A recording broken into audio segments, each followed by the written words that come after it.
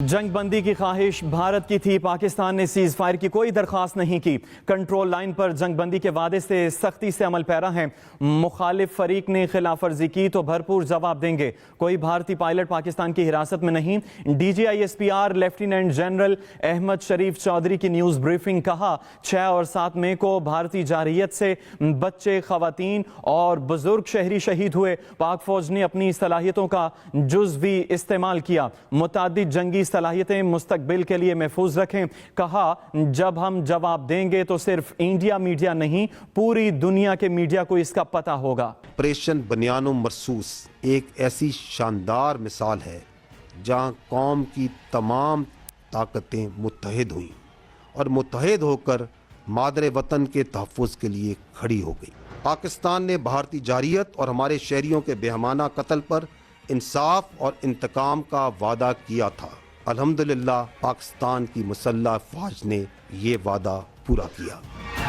پاکستان کا جواب ایک نصابی نمونہ تھا جس میں تینوں افواج کی مکمل ہم آہنگی کے ساتھ حقیقی وقت پر صورتحال کی آگاہی، نیٹ ورک سینٹرک وارفیئر اور ملٹی ڈومین آپریشنز کی مکمل صلاحیت بروئے کار لائی گئی۔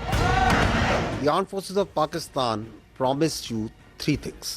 We told you that we will give a befitting response to Indian aggression. We told you and we told the nation that, however, this response will be at the time, place, and method of our own choosing. And we also told the nation that when we will hit the Indians, the entire world will come to know.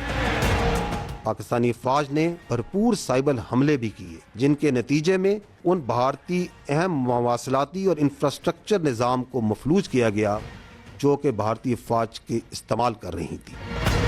نشانہ بنانے والے فضائی اور ہوائی اڈوں میں air force اور aviation bases سورت گڑھ، سرسا، بھج، نالیا، آدم پور، بھٹنڈا، برنالہ، ہلواڑہ، اونتی پورہ، سری نگر، جموں، ادھم پور، مامون، امبالہ اور پٹھان کوٹ شامل تھے۔ لائن آف کنٹرول کے پار وہ تمام آرٹلری لاجسٹک پوسٹیں جو آزاد جموں اینڈ کشمیر میں سویلینز پر فائرنگ کرتی تھیں، ان پر شدید اور مسلسل جوابی کارروائی کی گئی، یہاں تک کہ انہوں نے سفید جھنڈے اٹھا لیے۔ We don't have any pilot in custody. This is all social media chatter. This is all part of the multiple source of fake news and propaganda that has been generated.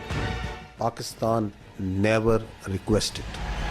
On 10th of May, after that response and retribution, that just retribution, targeting not the civilians, but those military establishments, those units, those places from where the attack on the civilians, the innocent civilians, the children was made once they were neutralized and taken out. And on the request and intervention of the international interlocutors, we responded to the already made request of the Indians.